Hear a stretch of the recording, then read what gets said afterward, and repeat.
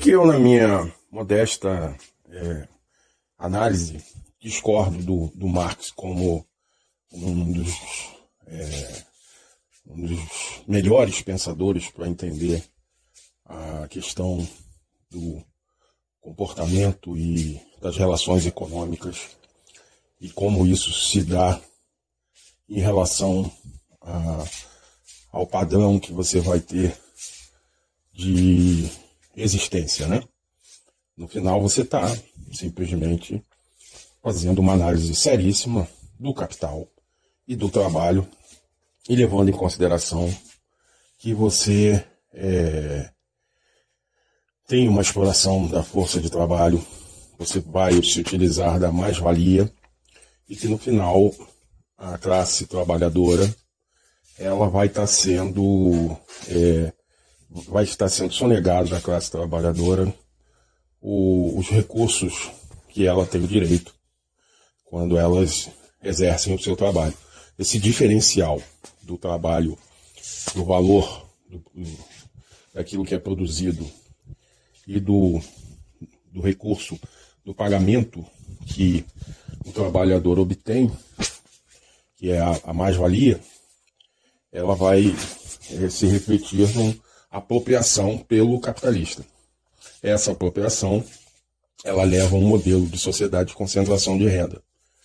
Essa é uma forma de você observar isso muito facilmente, se você, inclusive, estiver numa economia ainda com boa participação da inteligência humana, do trabalho, da força de trabalho.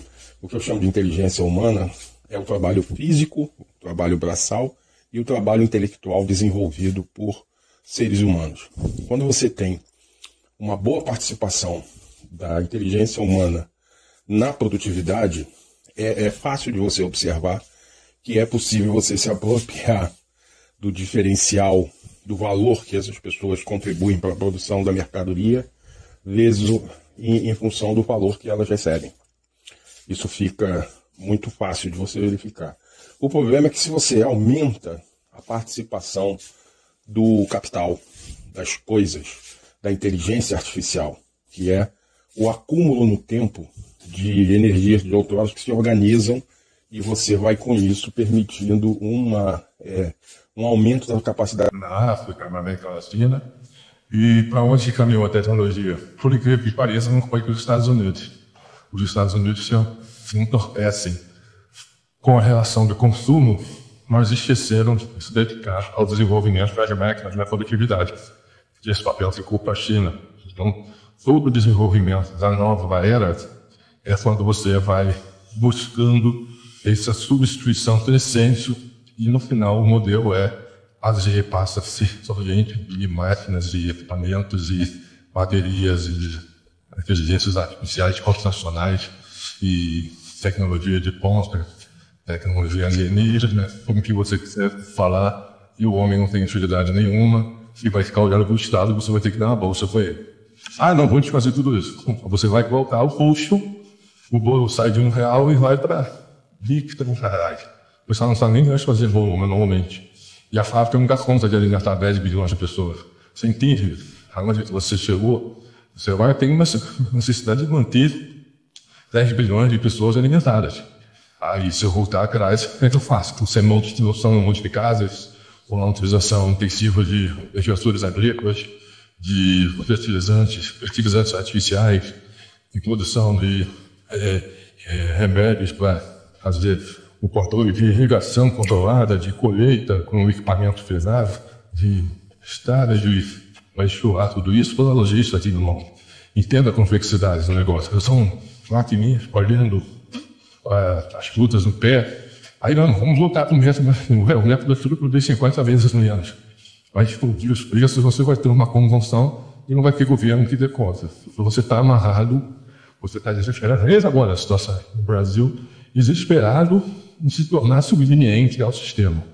Porque ele está amarrado numa situação que ele tem medo de perder o acesso à inteligência artificial que cerca toda a solução que você tem dentro do país. Isso pode levar a uma promoção social e boa parte da sociedade rapidamente se vende para os antigos ganhos do conhecimento, que acham que estão com conhecimento na mão hoje ainda, e fala, você vai perder. O cara acaba não explicando muito bem por que você perde se você abandonar o que representa o capital e o que representa essas economias. Eles ainda estão com o desenvolvimento dessas máquinas, as patentes, e são os donos dessa tecnologia. E se você fala, não preciso de você aqui, eu tenho... Produtivo, porque senão você está sendo muito egocentrista. Você acha que todo o aperfeiçoamento que é dado pela máquina, pelas coisas, passa a ser daquele ser humano que se utiliza dessa técnica. E isso não necessariamente é verdade. Aquele que possui a técnica, o equipamento, pode ter outra formação e não vai liberar acesso àquele trabalhador. O trabalhador ele fica tão necessitado para que a produtividade dele seja alta, de que ele se utilize daqueles equipamentos que produzam aquele efeito de resultado, que você não pode dizer que é só a qualificação daquele profissional. Por isso que você fica dependente, às vezes, de um grande investimento de capital. É o exemplo daquele operador de um guindaste. Não dá para mim fazer o serviço que você vai obter ali com o resultado daquela interação homem-máquina. Eu vou precisar de um exército de pessoas fazendo. É um exemplo que eu gosto de analisar de forma muito simples. Vamos supor que eu tenho uma fábrica de fazer bolo. Então, eu tenho ali 200 empregados nessa fábrica de bolo. 100 empregados, para fazer um número fácil. Esses empregados, eles têm uma mais-valia do valor que eles trabalham ali, eles fazem diariamente sua rotina de trabalho e eles produzem esses bolos. Aí você chega num determinado momento, você fala, olha, vamos aqui socializar a fábrica. A fábrica agora será entregue aos funcionários que trabalham nela.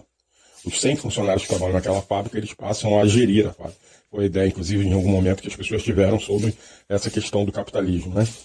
Não, você entrega para os funcionários, eles vão tocar a fábrica, e isso aí, eles dividem depois o lucro, a cooperativa, isso vai dar um incentivo. Pô, que maravilha.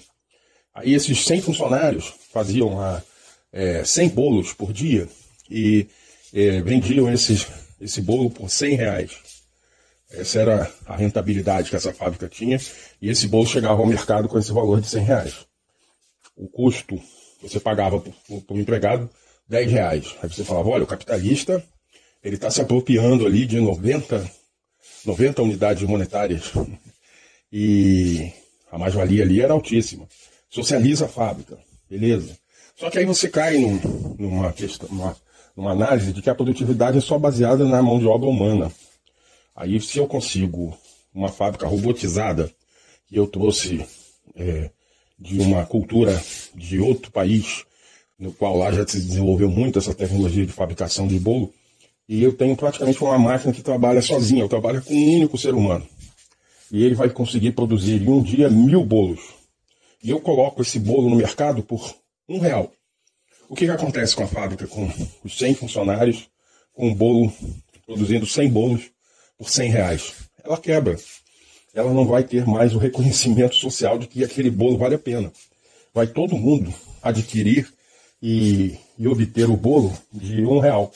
Você pode criar um aspecto artesanal, cultural. Eu não estou criando esse tipo de análise. Senão eu vou deixar de bolo, vou passar para a água, né? Exploração de água, ou alguma coisa que seja fungível. Não é essa a discussão. Não tenta desviar o foco. Eu estou aqui analisando simplesmente a mão de obra, a questão da mais-valia. E a entrada, e por que a variável V, produtividade, não é só inteligência humana, ela é inteligência humana ou inteligência das máquinas, inteligência das coisas, e eu já usava o termo inteligência artificial há 20 anos atrás, mas agora ficou muito focado na informática, mas é aquilo ali. A tecnologia trabalha independente do homem, de alguma forma, ou multiplica o potencial de um trabalhador que se adequa ali àquela máquina e faz com que o seu potencial de produção seja multiplicado estupidamente. Então, por isso que toda vez que você coteja essa discussão da mais-valia e de que você está discutindo o valor de retorno e que a solução é você ter uma sociedade que faça isso ou aquilo, em termos da distribuição, do ganho, da produtividade, você está está deixando de fazer uma análise correta do problema em si. Você vai continuar tendo uma incoerência. Eu sou a favor da discussão da distribuição da renda, ou concordo que o Marx ele analisa muito bem a importância da variável produtividade e do retorno que você tem que dar para as pessoas, mas se você chegar a um modelo onde toda a produtividade está 99,99999% em cima de uma IA, de uma inteligência artificial, e só tem um ser humano por trás observando ali, seja como capitalista, ou como dono da fábrica, ou como o apertador de botões, o resto tudo são máquinas se consertando, se retroalimentando e melhorando, e produzindo uma quantidade estúpida. Eu não posso falar que a mais-valia vai ser em cima daquele trabalhador. E o que as pessoas vão tentar é mitigar o modelo, dizendo que não, você precisa ainda de trabalhar